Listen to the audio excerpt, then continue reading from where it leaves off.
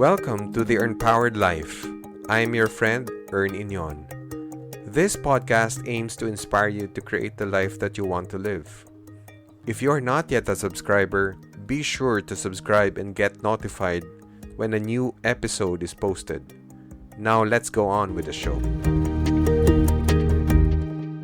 Hi everyone. The past week was a tough one for my family. Early Monday morning, we had to bring my mother-in-law to the hospital as she was scheduled for the operation to remove something in her lungs before she can resume her third chemotherapy. Fortunately, the doctors took another look at it and decided not to proceed with the operation as it is curable through oral medicine. So after 2 days, third chemotherapy was administered to her.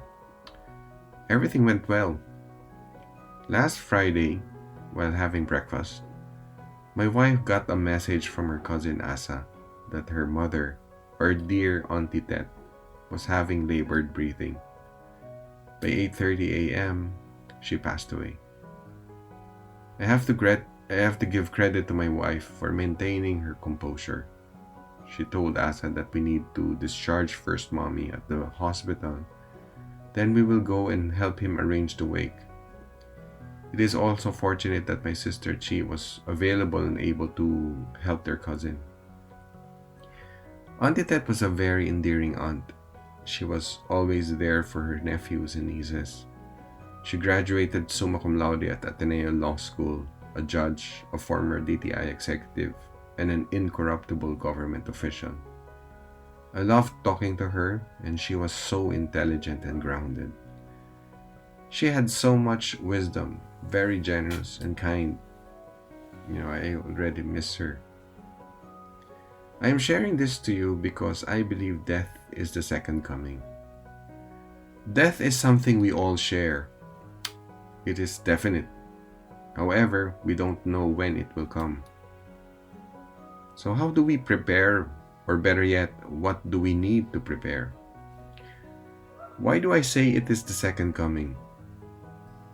Second coming in Christianity is a concept that the future return of Christ in glory, when it is understood that he will set up his kingdom, judge his enemies, and reward the faithful, living and dead. To understand this, let's say Jesus appears in front of us and tells you to follow him. The question, can you? Can you drop everything and follow him? Many people will probably say, can it be later? I need to work first to pay the mortgage loan of my house. Many can't leave their jobs instantly because they make good money. Many can't leave their friends, etc. We have all sorts of compromises. When Jesus was here, only 12 were brave enough to follow him. After 2,000 years, it is still tough to follow Christ because of the entanglement we created in our lives. It is tough to let go because we are attached to so many things. But when death comes, you can't say later because you need to pay your mortgage. You need to buy this. You need to do that.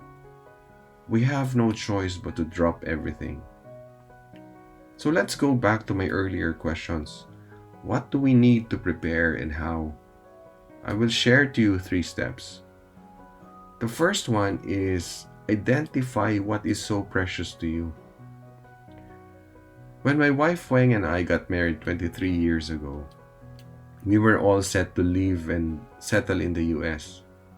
She was already working as a speech-language pathologist and was admitted in the university in Chicago to pursue masters.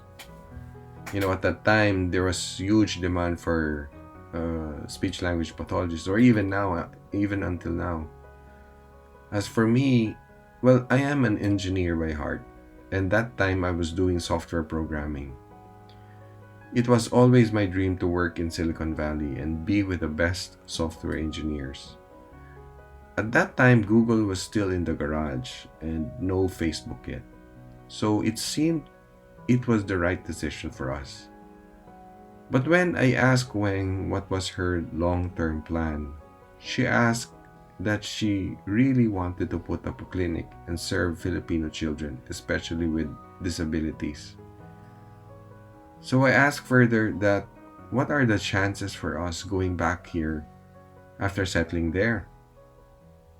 We also ask ourselves who do we know that after working in the US came back?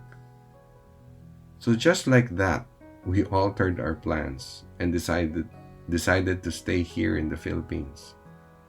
After 3 years, we found the trails. At that time, what was precious to my wife was fulfilling her dream. What was precious to me was her. So I gave up my dream of working at Silicon Valley for her dream to come true. So ask yourself, what is precious to you? There is no right or wrong answer. I believe it depends on what stage you are in life also. But I suggest be very clear on this. Think long term. It can also be your family, work, or whatever. The second step is you need to create a system that allow you to spend more time with what you consider as precious. When I married my wife, it was clear to me that I was not going to work abroad. As I shared to you in my previous episodes, my dad was a ship captain. So he was always not at home and we wouldn't see him for years. So growing up, I never felt the love of my father. Every time he came home, I saw him as a stranger rather than a dad. It's sad, really, and I longed for it for many years. So I promised I will never do this to my family. My son will have his father, and my wife will have her husband. So earlier in my career, when I was still working in a company, I always wanted to go home early because at 2 in the afternoon, I already missed my wife. So I worked my way to put up our family business so that I can be with her while earning.